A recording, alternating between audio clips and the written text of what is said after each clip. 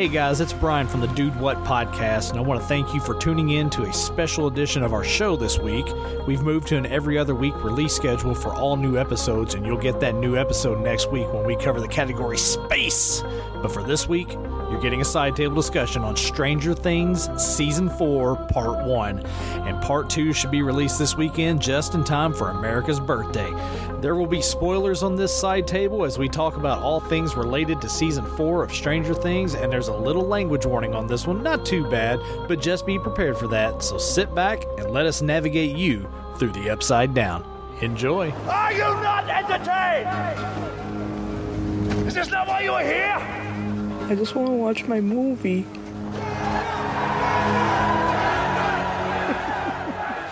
You're cheering, I'm making love to the camera. Anywho, so Jim. So awkward. Yeah. Kind of strange. That was very strange. Good segue, bro. Have you seen Stranger Things lately? Speaking of Stranger Things, yeah. Hell yeah. So here's the thing. You and your missus, you guys went back and binged through the whole run to lead up to this newer season that has just come out. Yes. So you have a lot more context to the story. Like Holy crap, we were dude. watching it, and I was just trying to piece stuff together and trying to remember. But you know, Jess For The Win and myself and Kylie have been doing a Marvel run. Right. And so put that Jess on is like a hold. couple hours away, and so we're in a group text. We basically are saying, hey, we're going to do a countdown, kind of a la Dude Director's Cut. Right. And then we'll hit play, and we'll watch the show together, or we were watching the movies together, and we would text back and forth while we're doing it. And we said, hey, Stranger Things 4 is getting ready to come out. We want to binge all of Stranger Things in preparation for that. And Right. Jess was like, hell yeah, let's do it. So, dude, yeah, we sat down, and holy crap, man. It was well worth it in preparation for this season. Right. Of course, right now, at the time of recording, we're still waiting for...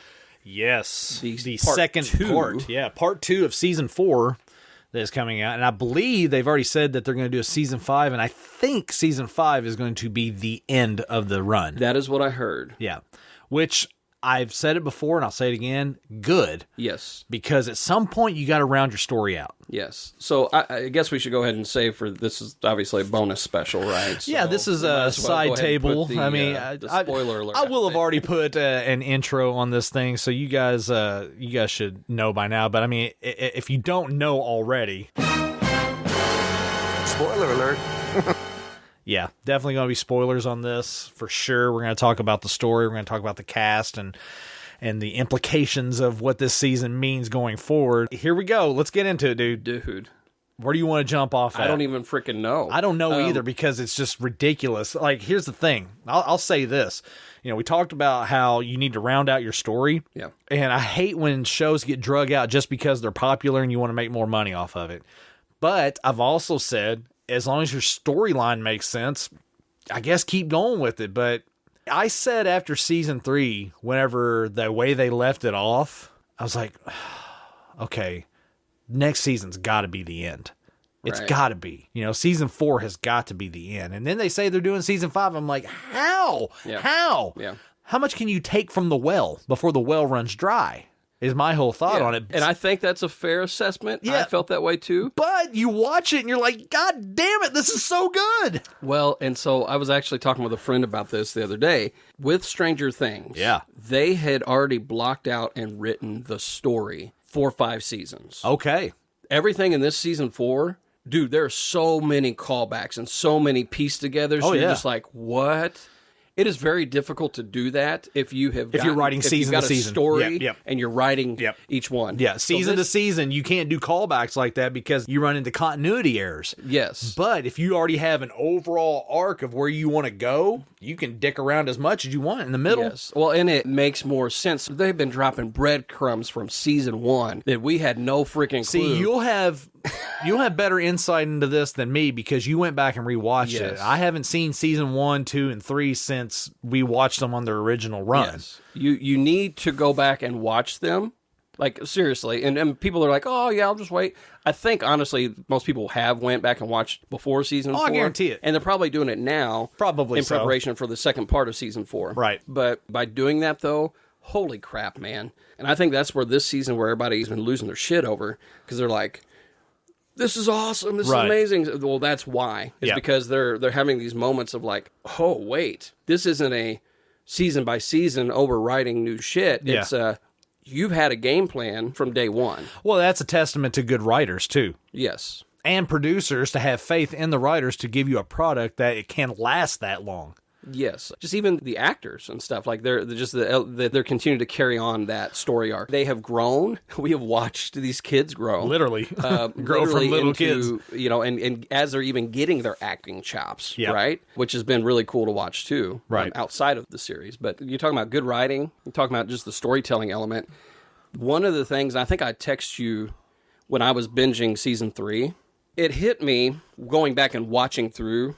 Anybody who loves movies. And anybody that has any nostalgia whatsoever of the 80s and 90s, like especially the 80s, will absolutely love this series. Right. They do such a excellent job of getting and nailing the era that they're looking for, and then bringing and pulling out all of the great things about that era. Right. Well, it's funny that you say that. Talking soundtracks specifically, there's a scene, I think it's in season 2, where Billy is driving in his car and he's just hauling ass, tearing ass down the road or whatever, and he's listening to Metallica, the Four Horsemen. Yeah.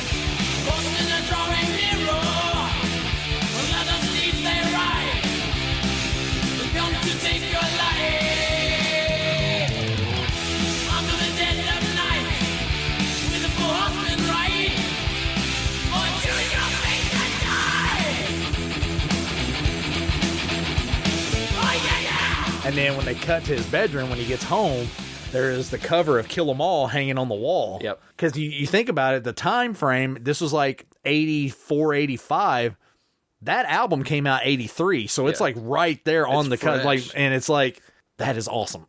Because I'm a huge Metallica fan, obviously.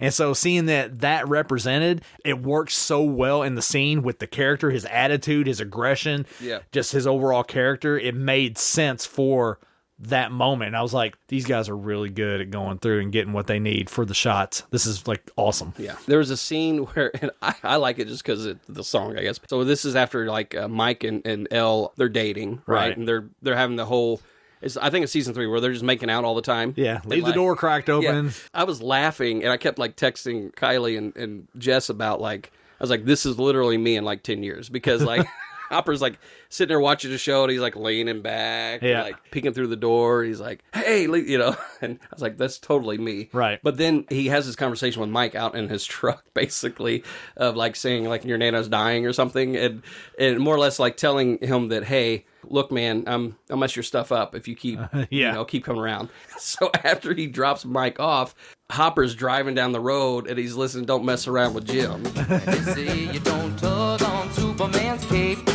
you don't spit into the wind, you don't pull a mask off an old Lone Ranger, and you don't mess around with Jim. But it's just like the beats for the music, everything, dude. They thought through this. Just even like the name of like Nancy. You think about Nancy, and then this season. Let's talk about season 4. Season 4 is ridiculous. Nancy and Freddie. Oh shit! Nightmare on Elm Street. I didn't even piece that together. Yes. Wow. Yes. And then you look at a lot of this season. Oh yeah, had a Nightmare on Elm Street vibe. Had a very heavy Nightmare on Elm Street vibe. And in fact, my wife at one point, Vecna's doing some crazy stuff. And my wife just goes, is this like Nightmare on Elm Street? And I'm like, it kind of has that vibe. Yeah. Well, and then Freddy himself shows up. Right. Robert Englund is the... I heard he was going to be in this season. I did not know he was going to be in it. And when they were going to visit him in the asylum, I called it before he even popped on screen. I said, how much you want to bet Robert Englund is the guy, because there's so much Nightmare on Elm Street vibes going on, you know, especially like with going to the house and all this stuff. And I called it before that scene even unveiled. I was like, I said, how much you want to bet it's Robert Englund? And she goes, who's Robert Englund? I said, that is the guy who played Freddy Krueger in the original run. Brother. And she goes, really? I go, yeah. And then whenever he had that side profile, you didn't even see his face. I said, freaking Robert Englund. I called it. And she's like, you can't even tell. And then you saw his full face and how his eyes were cut out. The eyes are cut out. Oh, dang, dude. Yeah. Yeah. insanity. But a nice touch, a nice nod. You talk about all these different little nods along the way, you know, like when they're wearing the Ghostbusters outfits and like, was that season 2? Just all the little things along the way. And then you throw Robert Englund in there, slip him in there, a nice another nod to the 80s. Of course, we didn't give a favorable review for Nightmare on Elm Street, but anyway. It's okay. We'll give you a favorable. Great character, great concept, execution. Robert, you're great. Robert, you were amazing, but let's move forward. But yeah, having him in there, a nice little touch and amazing scene, amazing character, amazing story building. Really, really cool. Even that whole build-up, there's that tension, man. They did a really good job of navigating that tension with pretending to be from the school and all of this. And you see that good character dynamic, but then there's this element of like, well, crap, they're like going deep into this dungeon, basically. How are they going to get out of there if they get caught? And I love the fact that they did a really good job of building the suspense in that scene and making you wonder, is he just this batshit crazy guy down there? Is he dangerous? Is he going to do this? Because they're like, don't get close to the cage, you know, whatever. But no, he's just a guy who just had everything taken from him. Yeah. Everything in a so supernatural way that it just broke his psyche forever. Well, and that leads into the one scene where, honestly, there's kind of this giveaway in the trailer for Stranger Things 4, with Max being elevated, like she's basically being pulled in by Vecna. Yeah. And she, like, because there's a scene in the trailer where she's like floating in the cemetery. Right. You had no context for it, but then once you see that this is how Vecna's killing people off, you see that in the first 2 episodes, and then like, what is it? By the 3rd episode, you realize Max is marked, and then if you saw the trailer, you're like, oh, fuck. Yeah, at what point is that going to come into play? But it's just like, so even from a marketing standpoint, bravo, because you've planted a seed of like, wait, are they going to kill off Max? Well, that's one of the beautiful things that the whole entire machine of Stranger Things has done really well. I mean, not necessarily just with writing and acting, but production, directing, and marketing. Marketing's been great. Marketing has been stellar, outstanding. Marketing is what gets people interested in wanting to see your product. Now, once you get them there, you have to have a good product, which, I mean, they've been delivering on that, but they even started well before this season even released, whenever they put that teaser out where it shows that shot in Russia, where they're just showing the chain gang working on the railroad, and then you see Hopper turn around with a shaved head and looking all gruff and stuff, and you're like, he is alive, yes! Yeah. The way they've handled the hype campaign, so to speak, with regard to Stranger Things, it just in general has been stellar. Yeah. Outstanding. With the trailers and the marketing element, they have done a really good job of giving you enough, but not giving away anything. Right. And that's the key. Which is very difficult to do. It's difficult to do, but it's doable if you're good at your job. I would say difficult. I think maybe we're just so used to the movie industry standard of, hey, we're going to give you all the good scenes. Yes, and that's what I was getting ready to say. More times than not, especially if it's a shit movie or a shit TV show, they show you all the good stuff in the trailer just to get you in, and then you get in and you're like, well, they showed all the good stuff in the trailer. Why am I here? What's the point? But that's the thing about Stranger Things, and I think it helps that you're telling a story episodically, because then you have more room to work with. Right. It's not as difficult to put out a trailer or put out marketing to help promote your stuff without giving away all the good stuff. But the cool thing about Stranger Things is there's more than enough good stuff to put in the trailer to where you have more good stuff to get to. So you don't give anything away. Like, if anything, you just pique the interest of people even more. Yeah, and I mean, another element to the marketing that I thought about, you know that you have developed a really good story and you've developed characters when you go into Target and literally there is everything that is a nerd's wet dream is in Stranger Things, right? They have everything as far as the bobbleheads and the, like, just everything, and all the collector stuff, everything in there. Yeah. And I think that's also a testament to the marketing ability. Right. And you can't do that unless you have very memorable, solid characters. Right. So talking about solid, memorable characters. All of them, right? Even like the introduction of new ones. Right. Like each season. Yeah. Because you're kind of like, am I going to like them? And then you're like... That's the thing that I enjoy about the show as well. It's just this idea of you have your core cast, but you introduce side characters along the way that become very integral to the storytelling and that you love. And you're like, this is awesome. This is nice because it's nice to have a story that you can give a damn about all the characters, whether you hate them or not. Right. But you at least give a damn about what happens. Yeah. From the beginning of season 4, which there was a little disclaimer there because the timing of it coming out. Right. After you've already. That was kind of like, ugh. And then you saw the scene and you're like, holy crap, man. Yeah, you talk about messing with your head a little bit. Here's the thing for me, and maybe I just have a brain that just works differently. Like, I didn't make a connection between the two. I can see how some people would make a connection. Yes. Just because it's kids involved and the violence and all that stuff. I understand that, and I totally respect that. But for me personally, I saw it as two completely different situations. Very much so. It would not have even been a thought for me had they not put the warning at the That's front. what I'm saying. But that even adds a whole different level of like darkness going into this season. Yeah. Because that's the one thing everybody that had seen things before I had, they were talking about, it starts out really dark. And I was like, well, I thought that with the first season. Originally, when I first watched the first season, I was like, oh, this is pretty dark. Yeah. And then I thought about the second season. Well, and then the third season, I was like, this is really dark. The thing about it is, this universe, this storytelling, this area that they've built this world in, it's dark. It's a dark, dark, dark world. Yeah. And it's layered into this time frame where everything was all poppy and bright and neon and all this stuff, right? Yeah. And so there's a duality between the two there. So they work hand in hand really well. And so when you watch it and they up the ante every year, they're not topping themselves. They're just revealing the monster. Right. And that's the cool thing about it. That's a good way of looking at it. There are TV shows and there are movie franchises that are constantly topping themselves. Fast and Furious. I got family. Shut up, dude. That make no sense to the story. They're just topping themselves to top themselves. Right. You know what I mean? Yeah. And in this instance, that's not the case.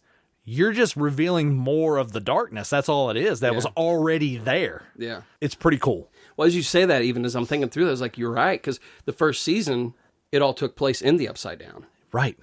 All the darkness was there. All the darkness was there. And then it started trickling out. Yes. Yes. And then the second one, it was trickling out more. You get more. And then the third one, it was full on in your face. Right. To where the town has to cover stuff up. Yes.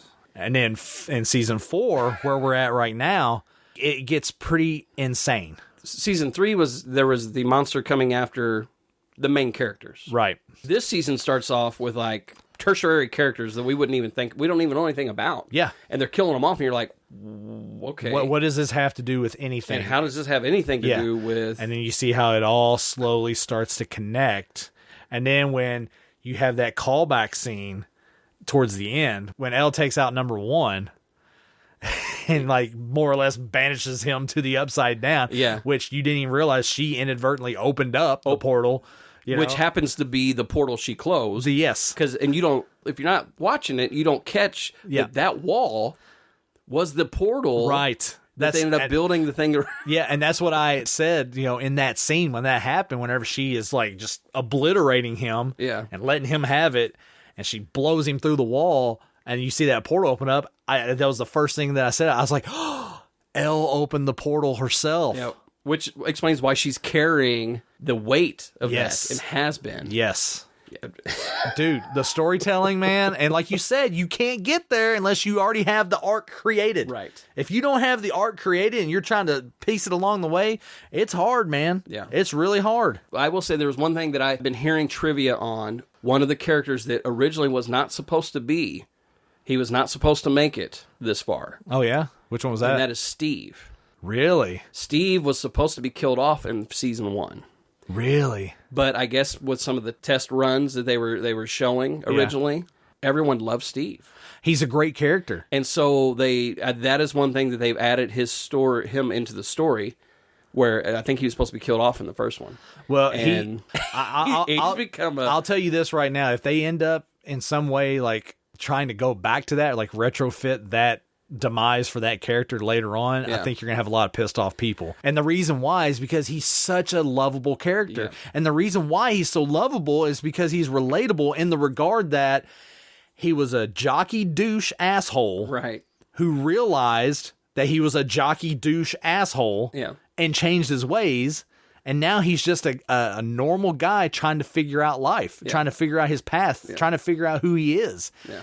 Everyone can relate to that. And so if you kill off such a relatable character, you're going to have a lot of pissed off people. Well, and so if you knew that as you're watching season 4, the moment he goes into the Upside Down, I tell you what, man, you're like, are they going to kill off Steve? And the crazy thing about it is, like as oblivious as he is in his personal life, because he's seen so much shit in this short amount of time with the Upside Down and everything that has happened, he is like literally a champion you can root for. Yes. He is somebody that you're like, yes, Steve's going to make this happen. Like for all his obliviousness and his shortcomings, like with his personal life, his dating life that you see, which all that stuff is hilarious. All that stuff is really funny. Watch him navigate that because we can all relate to that. We've all been there. Right. But you see where he's kind of battle tested with all the stuff. And he's like, he just literally dives head first. And he's like, this has to be done. We got to do this. Yeah. I've seen enough of this. I know what comes next. And he doesn't flinch. Yeah. He goes straight for it. Then you see that book ended when he goes through the portal underwater, and then they follow him down. And then Eddie has that conversation with him. He's like, she was the first one to went in after you. Right. I wouldn't have done that. Yeah. It's cool to see that conversation. That reveal of Eddie. Because here's the thing. The moment Eddie shows up on screen, honestly, my thought was, did he bring Vecna?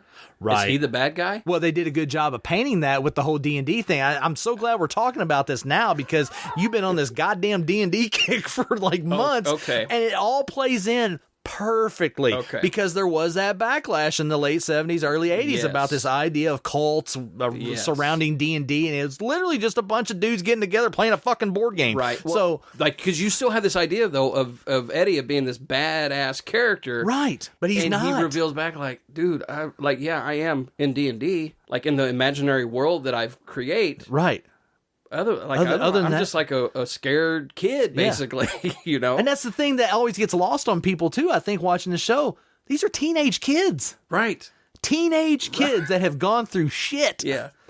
Yeah. I don't know. The Steve Harrington character, he is a character that, you hate him season 1. Yeah. But then you love him. Yeah. Because he evolves. If he had just stayed the same character, he would have been a character to easily hate, no problem. Yeah. But that's the great thing about this show. They give a chance for all these characters to evolve and grow and become different. Yeah. Because what do kids do as they grow older? They become different. Right. Some of them keep same attributes, but they evolve characteristics. And that's such an important story point to have whenever you're telling this big story that's lasting over X amount of years. Well, and I think that, adding that layer into the storytelling as well. That just gives you more depth to your characters. Absolutely. Right? Yeah. Talking about D&D. Here we go again. we got to, obviously. Dude, one of the biggest scenes in the first episode. Yeah. For most people, they'll be like, oh, that was cool. That was awesome. If you've played D&D, the basketball scene where they're doing the back and forth, if you've played D&D, then you were probably up out of your seat by the end of it. When Erica rolls the natural 20, and they're losing their shit. If you've never played D&D, you're kind of like, I guess that's a big deal. If you play D&D, no, you're losing your shit too. Right. So Jess For The Win plays D&D. I do as well. My wife has no desire. It's a wonder sometimes that we're married, actually. You try and recruit me, but I don't have time. Yeah. But, so during that scene, both Jess and I were like, a nat 20! Like, we're losing our shit, and Kylie's going to be like, really? Like nerds. But the way they kept doing that whole scene, that whole montage. Well, no, it's this picture of, like, you got your popular athletic. You have sports. And then you've got people who do this. This is their sport. There's a storytelling element in that episode. The emotional attachment is no different between the two. You're passionate about your thing. Right. And so when you do really well in it, you show it. I think that's the problem. And we can do a deep dive on this some other time, but I think that's the problem with our society. We put so much importance on one thing and don't leave enough room for something else. Right. You don't understand one culture over another. That falls down into the whole thing. It's like, all right, well, that's your thing. Yeah, as long as you're happy, cool. That's awesome. Great. Right. Thumbs up. Keep doing your thing, man. And so, like, you see it with the basketball, the sport. He has this interest to play basketball, and he's doing that. But they have this interest. They want to do D&D. But I think it's also important to note that you can have interest in both. Right. And that's just a testimony and a commentary on teenage kids who find themselves in a moment where they want to do both things and they have to choose. Yeah. You know, you find yourself in a moment, like if you're a 2-sport athlete and the 2 seasons overlap, which one's more important? Which one are you going to go to if you don't have time for both? You know? And so we talked about on Hunger Games about layers of storytelling. Stranger Things is just to the nth degree of layers of storytelling and commentary on certain things and social issues, especially when dealing with kids. Yeah. Even with Lucas, even with that character. Yes. Like as we're talking about, like you see the evolution, right? He gets accepted into the popular crowd because he's good at basketball. Yeah. But if they knew how he was personally and his interests, that starts to get revealed. And but there's a point. This is where they did so well with the freaking storytelling, dude. Because there's a point you're like, is Lucas going to sell him out? Right. Yes. And you don't freaking know. Yes. Like they did so good at you're going, he very well might. Well, because you can't blame the kid because you're like putting yourself in his situation. Because you got Hopper's place out in the woods, you got the cabin out by the lake. And it's a wooded area too, and so they, with regard to cinematography, they are able to blend those two areas so well and make you wonder, shit, is he really turning? Is he really doing this? Yeah. You know, and then you see the big reveal of it that he didn't. He just led them away, and so he can go and try and protect them. Very good storytelling, very good building of the script to build that intensity and that worry. You're like, like, oh shit, because you become worried about these characters. Right. Well, because you're like, oh, come on, Lucas. But at the same time, I put myself in his shoes as a teenager, like peer pressure, like it is a thing. Like, you know, you're this is the group that's accepted me now. And I think when we were watching, I think my daughter was like, Lucas is an asshole. I'm like, well, hold on. I mean, you never know. You never know. Erica, man, her character. Right. Lucas's sister. Yep. Like she was Scene stealer. Season 3, man. She was freaking hilarious. She's awesome. And so to bring her in, because in season 3, they're constantly telling her, you're a nerd. Yeah. And she's like, I'm not a nerd or whatever. And so then she's kind of embraced that now. Right. She's gotten a little older and know that she's playing D&D. She's like an alpha nerd. She is. She really is an alpha nerd. Even like her introduction to Eddie, and Eddie's like again, from a D&D standpoint, people are probably like, okay, that's pretty funny. But from a D&D standpoint, you're like, okay. Yeah, she just owned his ass big time, you know. But I love whenever she does roll the natural 20, his reaction, because he's like, it was almost like a proud dad kind of reaction. Because then didn't he make a comment? He says something like, this is why we play. This is why we play. This is why we play. Yeah. And he's not wrong. The whole thing with D&D is like, yes, you have characters you've built. You have a story as the dungeon master, as Eddie was that, you know, he has a world that he has built for them to come into. He's inviting them into. And there's collaborative storytelling, and it's the roll of the dice that determines what happens. Right. And that is the excitement element. Yep. And that's why you see these guys, they're like, they've had these characters, and this is the last of the campaign, so they have been with these characters for who knows how long. Right. They've built up to these levels.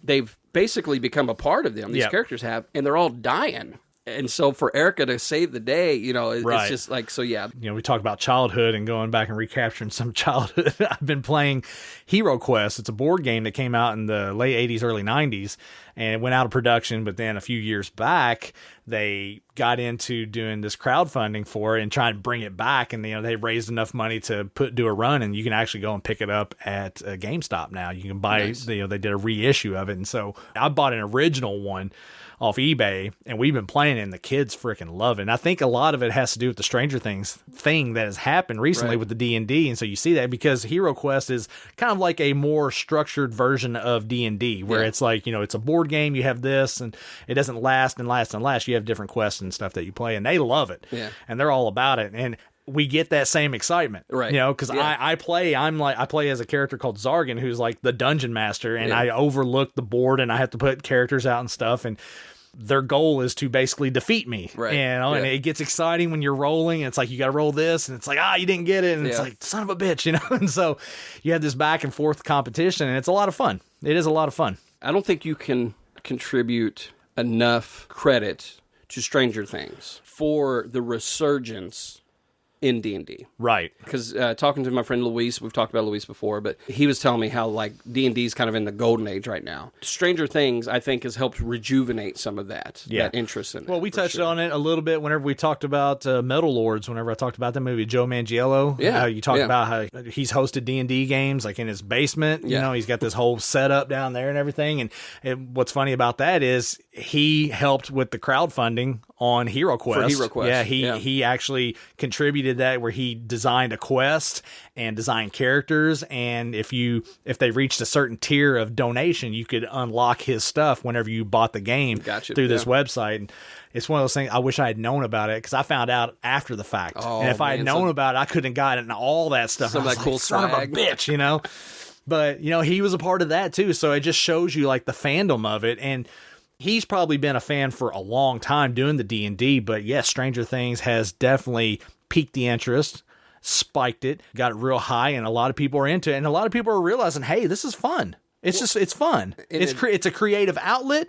It's a board game. You gather around with your friends, you interact, and you have fun. Yeah, the storytelling elements that D&D itself lends itself to, which again I think is a testament to Stranger Things. Oh yeah, because the layers of story. To be able to take your story and then layer in D&D with it and have it go side by side, and using these characters that are from the D&D world as your way to identify what's happening in their real world. You know, the Demogorgon, Vecna, all the stuff that is happening. It's creative as shit, man. It's just all you can say. It's just really, really in-depth storytelling that it's creative as shit. Yeah. And it's nice. Man, I just think about Dustin. I'm just thinking about all these characters that we've grown to love. But like Dustin's another one. I was just thinking about how the nerds, quote unquote, have become the experts. Yes. And it's because of this game. You know, and they're not saying, hey, this is what that is. But they're saying this is like this character. It's like this character. This is what this character in this game would do. So we don't have a name for what's happening to us in our real world, but we can call it this. We can call it this because this is what it reminds us of. The Mind Flayer, the Demogorgon, Vecna, all these different names that are translated from D&D as a means to identify what's happening to them. It's just a simple way for them to keep it track. And you think of it in that term. I mean, these are kids, and this is how it's easy for them to process it. Right. Well, because this is this otherworldly shit that's happening to them. It's like, how do you even begin to process it? Well, it's like this. Okay, well, we'll just call it that. Yeah. Yeah, because that's what I was going to say. Like, so it's not as, I mean, it's still a very traumatic experience for them, but it's like not out of the realm of their mind, because they're like, oh, okay, this is like, Because there's a scene in season 3 where Dustin and Hopper are talking about the Mind Flayer. The Mind Flayer. What the hell is that?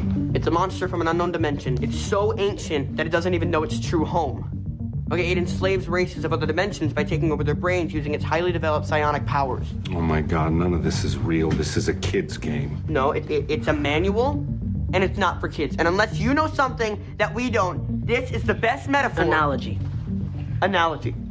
That's what you're worried about. Fine, but an analogy for understanding whatever the hell this is. Okay, so this mind flamer thing. Mind flayer. What does it want? To conquer us, basically. You know, it believes it's the master race. Like the Germans. The Nazis? All right, great. So how do you kill this thing? Shoot it with fireballs or something? No fireballs. You summon an undead army, because the zombies, you know, they don't have brains, and the mind flayer it likes brains. It's just a game. The constant references back to the D&D, and which I think is kind of funny that this whole season we've talked a lot about it. But which has not been intentional, but it's just how it is. That's how itself. That's how our show has always been. We don't do anything planned. And it just kind of all falls in. Yeah, but as a whole, man. So let's talk about Vecna for a second, dude. The big bad. Just terrifying. Someone who feeds off fear, basically, and has the wherewithal, the power, and the means to tap into the real world from the upside down. Just crazy, dude. And the visuals that come along with that, with the ticking clock, crazy, dude. The first one, the girl, the cheerleader, when they were showing her, like, basically going full exorcist there. It's just like, what in the heck? Yep. She comes all contorted and broken and just... It's terrifying, dude. And terrifying. Yeah, so I will say those first couple episodes, man, were pretty rough. Like, Kylie and I were like, I hope it lightens up a little bit, because I don't know if we can keep going. I don't know if we're going to stay with you. And sure enough, episode 3 is where things then kind of brighten a little bit. Yeah. And then, like, you're like, okay, still dark, but now I'm okay with the darkness a little bit.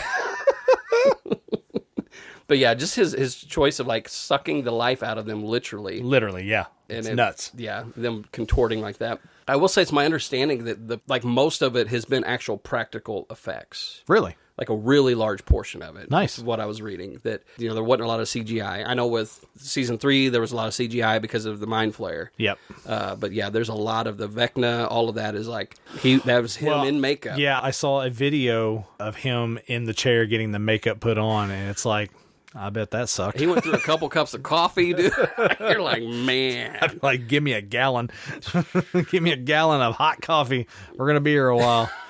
I wonder if he got the Navy SEALs training that Jim Carrey got on the Grinch. About torture. About the torture how to survive torture. Man, that's a callback. Yes, it is.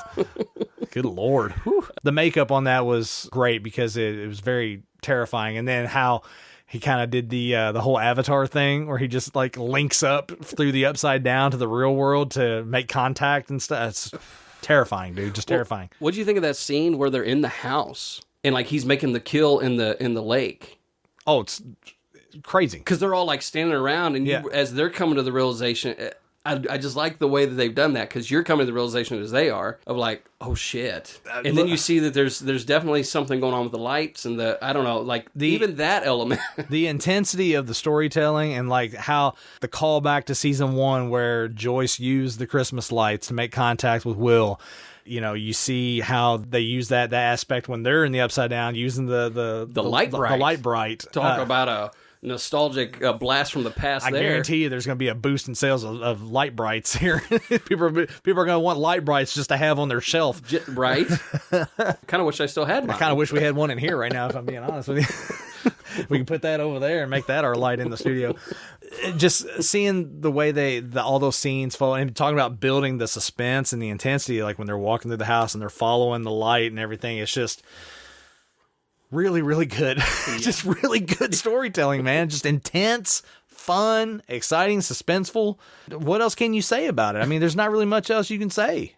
I mean, it's been a hell of a ride. I'm surprised it's lasted this long, but you see the content of it, you're like, it's no surprise, just damn good storytelling. And to know that, honestly, if the pandemic wouldn't have reared its ugly head, honestly, we probably would be talking about season 5 at this point. You're probably right. We probably would be talking about season 5. It would probably either have just dropped or had already been released. Yeah. And we'd already been talking about it. Yeah. But I will say, even with that element, I was a little worried with this season coming out of like, how are you going to make these kids still look like kids when they're literally like 22, 23 years old now? And they did a fantastic job. I just feel bad for Will and his bow cut. That guy. Look, here's the thing. That haircut is scarier than Vecna. Mm-hmm. I know that's right. And he has like a Stewart look from Mad TV. Look what I can do. With his crazy clothes he's wearing and his crazy haircut. Like, just give him some layers there, man. Just clean it up. Just clean it up, all right? He's old enough now. Clean the haircut Come up. on, Joyce. Like, you can do better than that. You can do better. So, yeah. Poor Will. The one glaring problem of the story from season 4 is Will's haircut. Yeah. Yeah, pretty bad. Pretty bad. Yeah. Which, I will say, even his character... a little awkward, but I think... But he was already going to be an awkward kid, right? Well, yeah, I mean, given the circumstances, but yes, he has been uprooted from his life, everything he knows, which, I mean, the main portion is his friend group, and they have all these experience outside of what he... Right, and he doesn't have any of that. And so there's the awkwardness, that disconnect there. You feel bad for the character because he has gone through so much traumatic BS, and then he's uprooted from all of it. Yeah. It's supposed to be a fresh start, but how can you have a fresh start whenever you're stuck on it? Yeah. So, and another layer of storytelling, but a good, clever way to bring it all back together because essentially all these characters, which, I mean, it's a hell of a build towards season 5 because you got to think about it. They use season 4 to basically scatter all the characters. They're scattered literally all across the place. Literally all over the world. Yeah. And then, because you have the whole thing going on in Russia right now. You got the Russia side, and then it's another thing to talk about. Like, You have different aspects. Here's the thing. I think it was, what was it, season 3 where they had the one solo episode where Elle goes and meets up with one of the other kids or whatever. Yes.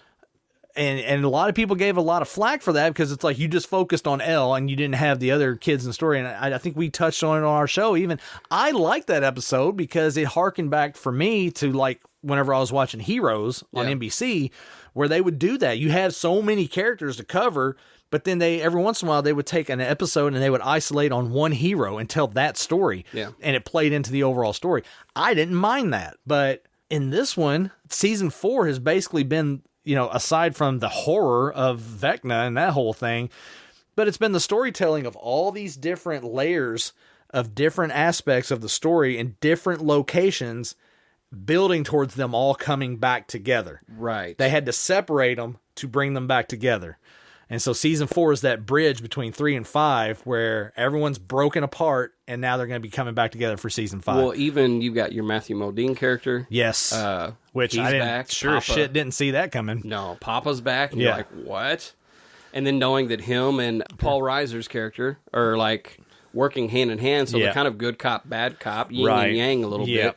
With Elle's gifting, but then you're going, okay, was Papa as bad as we thought Papa was? Well, and that's the thing that they've done really well with the storytelling in this is misdirection. They've done misdirection so well from season 1 all the way till now, making you think one thing, but then giving you something else. We talked about it with Lucas earlier, that whole misdirection of that, quote unquote, killing Hopper, the misdirection of that.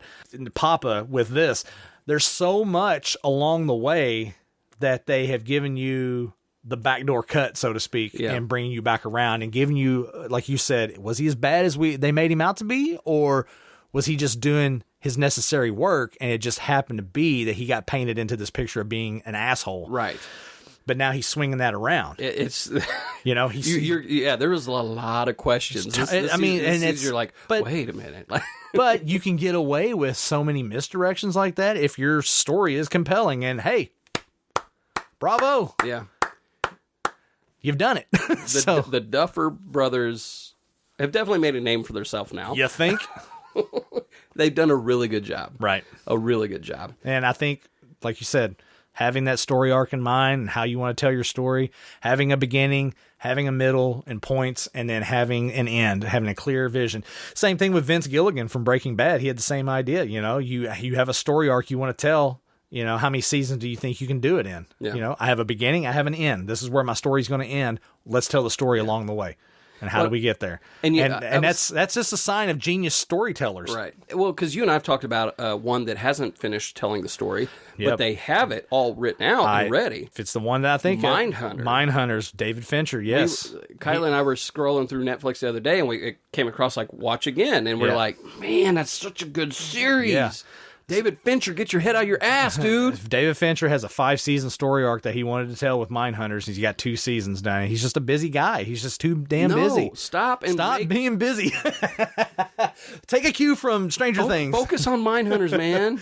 Hey, if they ever do 3, 4, and 5 of Mindhunters, holy shit. Holy shit. But yeah, dude. Episodic storytelling is, I think it's at an all-time high right now, especially with Netflix, because you can tell those deep, dark stories and not have to worry about any kind of guidelines that you have to follow with the FCC on television. Yeah. It's easier to tell darker, grittier stories on Netflix, Hulu, Amazon without the restrictions of the FCC. Oh, and I think it even shows a shift in the industry. Right. Because used to it was like, hey, I got to get a pilot out. Right. No. And then we'll build the story after. No, you don't even have to do that now. Write the story. Yep.